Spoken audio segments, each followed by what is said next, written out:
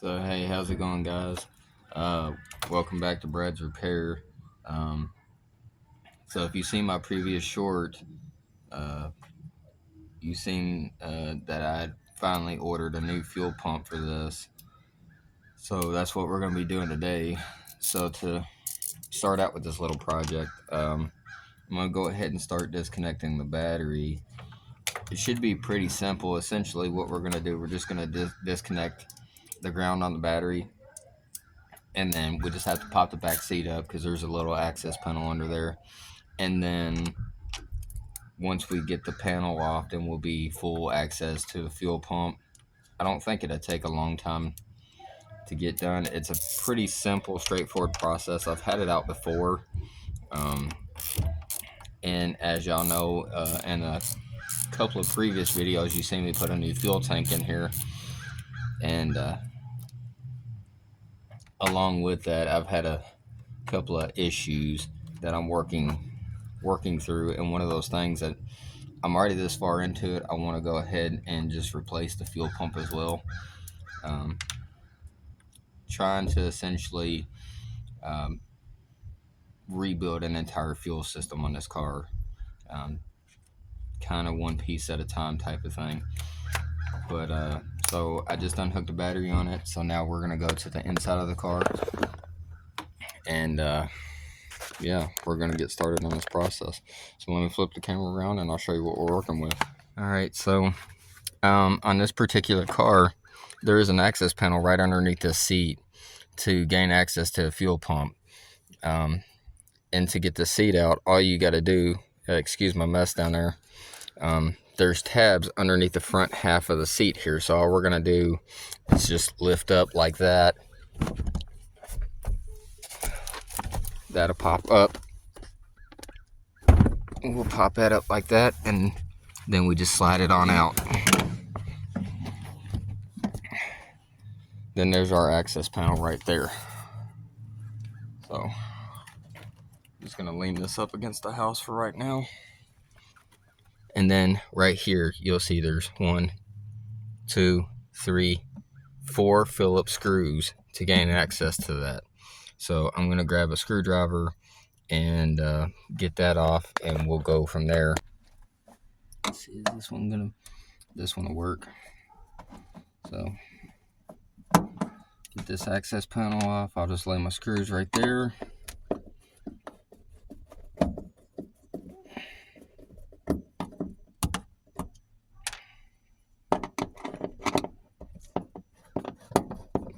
And again, I've had this out before because I did have to replace the fuel tank. So to do that, you got to remove a bunch of stuff.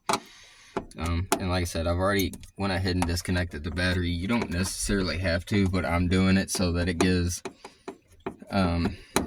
there'll be no current running through this at this particular point. So then when we put the new one in, we don't have to worry about shocking it or anything. So all I'm going to do with this is just kind of push it through that just a little bit, just good enough to get that out of the way. And now, if we can see right here, there's this connector. It has a push-in tab, so you just push that in and just carefully lift up like that. Now you can flip that whole thing out of the way. And now, try to get you a better view here. We have 2 connection points. We have this one and we have this one. This one's just a little tension clamp, as you can kind of see. And then this one requires 2 wrenches to be able to disconnect this. So let me grab my wrenches and we'll get back on that. This one is a 14. So yeah, I'm going to be using a boxed-in wrench for this. It's actually a line wrench, so it would be most ideal for this. For the other side of it, I'm just using a standard wrench just to hold tension on it. So normally I wouldn't condone doing this. I don't recommend you do it. I believe this is a 19. I can't find mine at the moment, but essentially all I'm doing is just holding tension anyway, just so that I can't break anything. So I'm just gonna use the old speed wrench. I'm gonna So we're gonna kind of hold a little tension on that one forward and push this one in the opposite direction, righty tighty lefty loosey. There's not a lot of tension on this. I do recommend disconnecting all this before you try taking out the screws. We probably will get a little bit of fuel leak out of this line. It is the main line. It is not the return line. And there we go. So a little bit did come out there. Just a little bit, not a lot. I think it'll be fine. And then we just need a pair of pliers to get that off.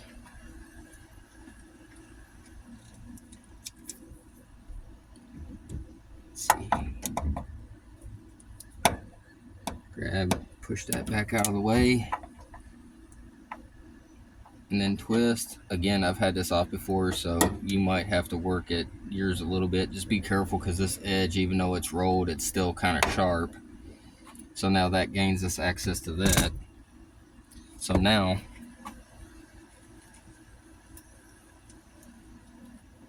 for this particular one, it's the multi-connect or multi-ended screw, so you could use a Phillips or a flat tip. I'm going to start with a good flat tip just to loosen them. I have this really nice mini ratchet set. It's a 2-in-1 ratchet and then a bit acceptor on this side. Picked this up at my local Menards about a year ago around this time. I actually think I picked it up around Black Friday. I don't think it's a thing anymore. Harbor Freight sells one though that is super good quality, and everybody loves it so much so that they can't keep them in stock. It's about $40. I think I paid about $10 for this one. I also have another version of it, which is a Cobalt set. You can pick those up for about $15-20 at Lowe's and other places. It's a good little kit to keep around in your car, just to have it for if emergency purposes or what have you. And I always like to keep some kind of tools in my car just for if I need them. Okay.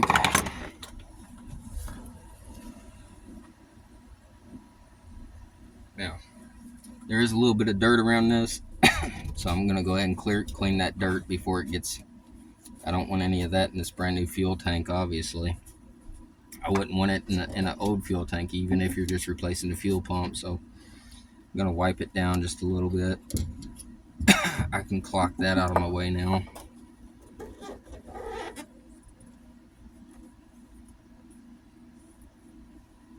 Give me just a second. Okay, so I've pretty much got this cleaned up good enough where I don't have to worry about any dirt. So we're just going to lift up, and there is the sock and also the fuel level. So you might have to be careful, especially if you're not actually replacing this, but you need to get it out for whatever reason. So we're just going to be careful. We're going to twist it in certain way, just clock it to where we can get it out real easily. And now the old one's out. It's going to leak, so I'm going to get that outside the car as quickly as possible. So I would definitely recommend wearing gloves when doing this. Don't be an idiot like me. So before I put this away, try to get you guys a good view of this real fast, just so you can see the old one. Sock's really kind of dirty. It's old and tarnished. There's the float. There's the actual pump portion of the fuel pump. And now I'm just going to take the extra time to get cleaned up around here, where around the ring, around the edge. I don't want to take any chances on dirt or contaminants as much as possible. I want to give this new one a fighting opportunity.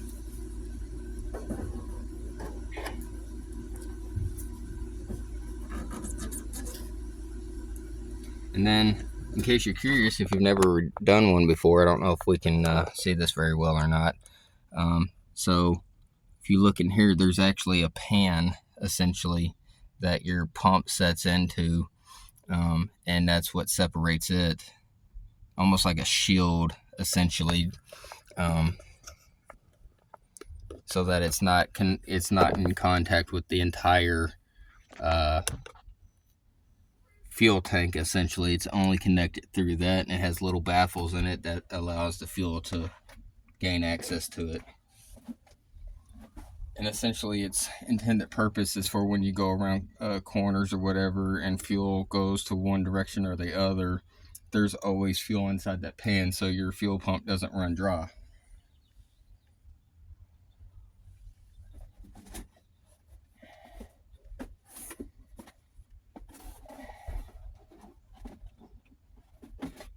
Now, this is to go without saying, and I'm going to explain this a little bit to you because I want this to make sense on so many levels of why I'm doing this. So if you've watched my video a lot, you know that yes, this is a project car, but it's also my daily driven project car. So I am putting a new fuel pump in it. But with that being said, the fuel pump that I purchased, and it was because I could get it really quick and not wait forever, I obtained off of Amazon. Now also, I did check out a few places like local parts houses, checked out some very reputable websites like Rock Auto and what have you. Unfortunately, Rock Auto did not have an actual fuel pump for the entire assembly. All they had was just the physical pump itself to be able to replace it off of your old housing. And because I'm running into certain issues, for one, the gas hand is really slow, so that's part of it. The other part is I think that old pump was getting hot and it was bubbling the fuel, which was allowing a lot of pressure to build up, which I think is what essentially cracked my old fuel tank. I'm not saying I'm right on that, I'm just saying I'm guessing.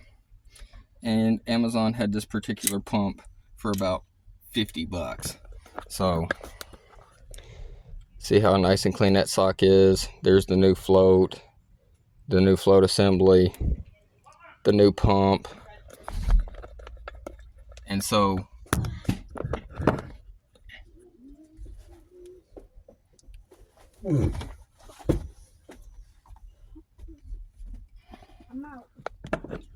the reason for me explaining that to you is because yes, this is a cheap Amazon pump.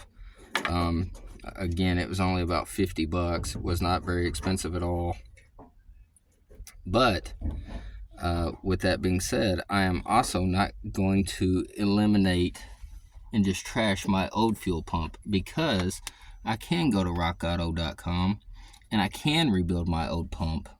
So I do plan on rebuilding the original pump to the car with new parts, because I know that's a good pump versus maybe this is a good pump, and I'm not trashing it. I'm just saying that I hope that it is a good pump, essentially.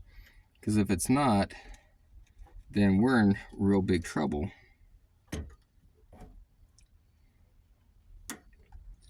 So what I'm going to do for now is I'm going to go ahead and line up all my connection points on here like that.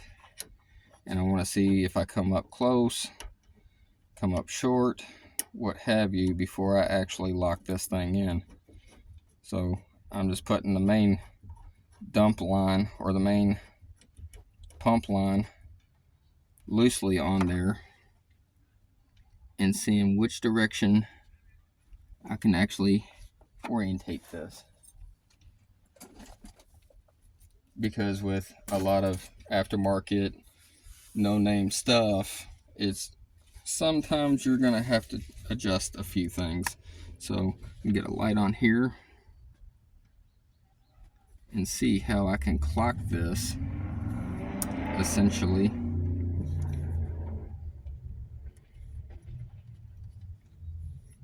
or if I'm going to have to alter some stuff to a certain degree, or how much I'm going to be off.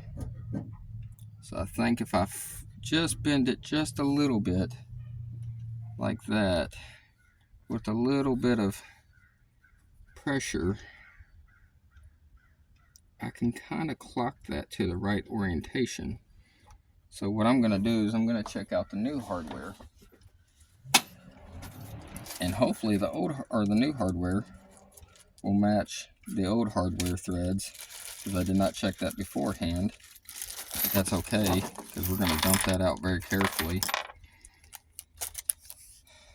And it does come with little lock washers. These are not screw heads. These are actually hex heads or box heads or whatever you choose to call them. They're regular wrench heads, ratchet heads, whatever. And we're just going to try to slowly start turning a couple of these in just to see what happens, if we can get it to line up in any way, shape, or form.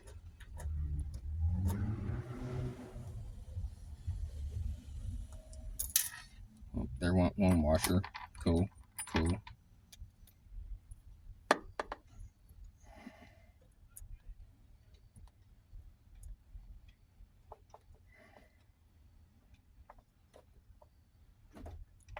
Okay. If I even grab a couple of threads on that, I'll be happy. I don't think this new hardware is long enough. Not with those lock washers for sure. And it barely catches a thread with that one, so that's not going to work. So let's try to just reuse what's already here essentially. So we're essentially back together, which is good. With the new pump, got one more just to kind of tighten down a little bit.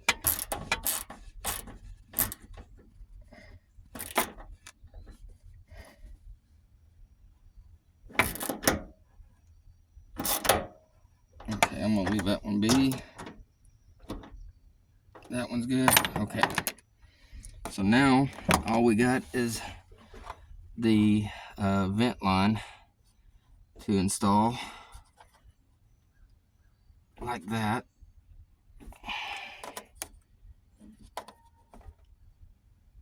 Okay, now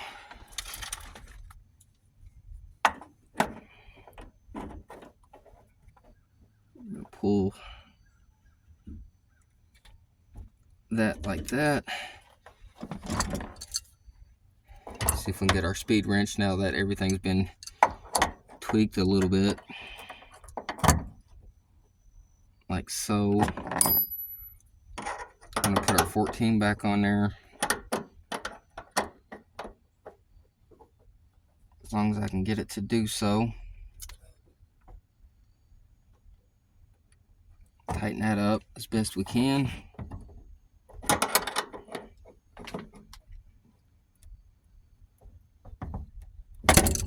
Okay, I think that's good.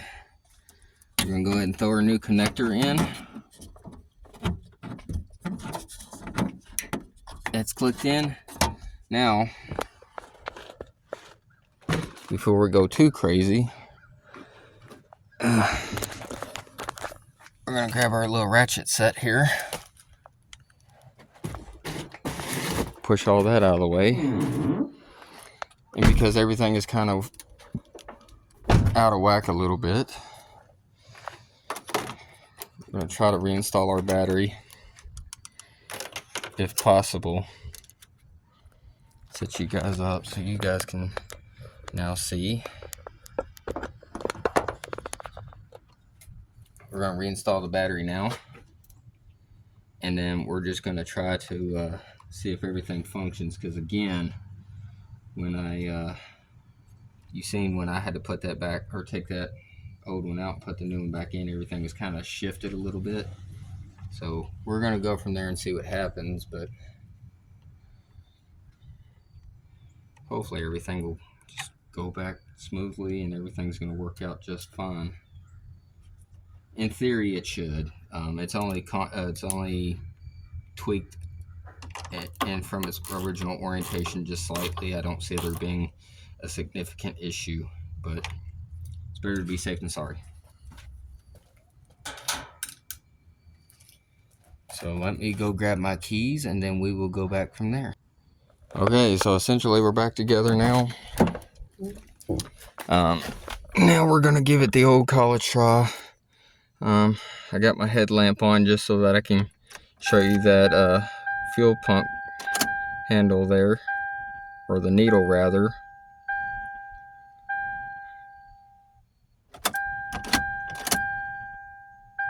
I don't hear anything.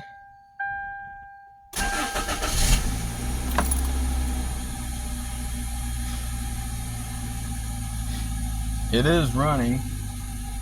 Let's go back here and see if we can check this out real fast.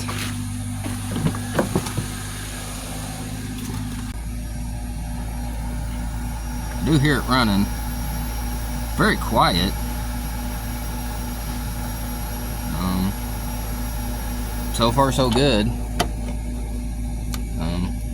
So now I'm just gonna go ahead, because it is running, and if it was gonna run out of fuel, it would have already probably started sputtering by now. So we're gonna go ahead and reinstall these screws,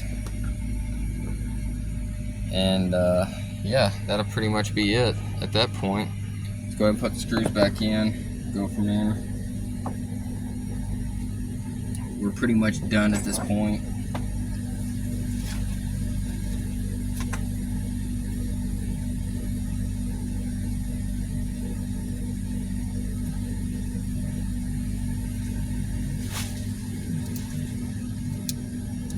I definitely hear it now.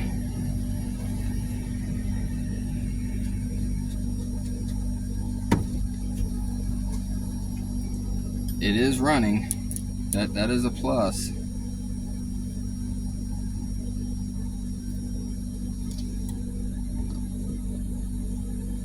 Go ahead and put all these screws back in.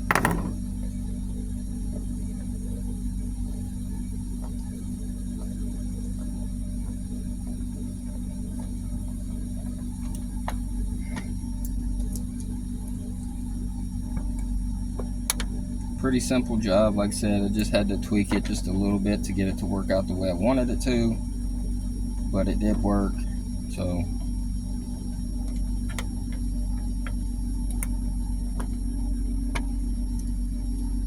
I'm gonna continue to let it run for a little bit, make sure it doesn't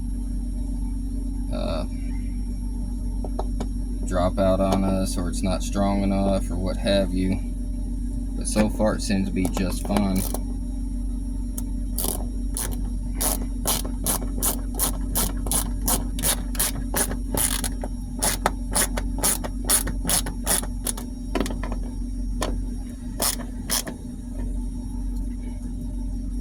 Final one.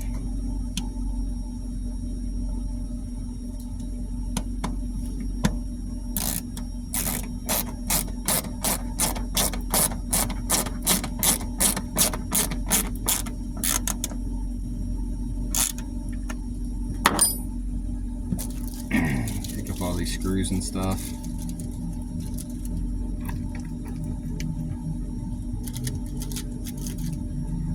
I'll get all this cleaned up and we'll get the seat back in and I'll get back to you guys.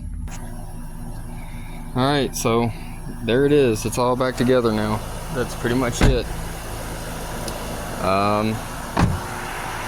Yeah. Like I said, it's a pretty simple setup. Not too hard to get to, not too difficult to deal with. As you can kind of still see, car's still running. Sorry, turn the light off, I don't want to blind you. So yeah guys, it's back together. Like I said, still running. Been running for about 15-20 minutes. Don't seem to see any issues with it. Like I said, a pretty simple setup. Nothing too difficult to deal with. So if you've ever been kind of intimidated by wanting to do one of these, well, there's a good example to show you it's not all as hard as you would think it is. So yeah, that's pretty much it for this video. Hope you learned something from it. Hope you gained some type of knowledge from it. And as always, I always appreciate you guys coming back week after week. I always try to leave you with a little something. I started doing shorts, give you little sneak peeks of what we got coming up in future videos before we do them, give you kind of a little sneak peek, that way you know if you really want to watch it or not. But I do appreciate you watching my videos. Again, if you know anybody that you think might benefit from some of this, or they might want to learn something, tell your grandmas, grandpas, uncles, aunts, nieces, nephews, friends, family, whoever. Let's try to help the channel grow, get bigger, so I can continue to still do things like this. I know I work on the same stuff a lot more often than not.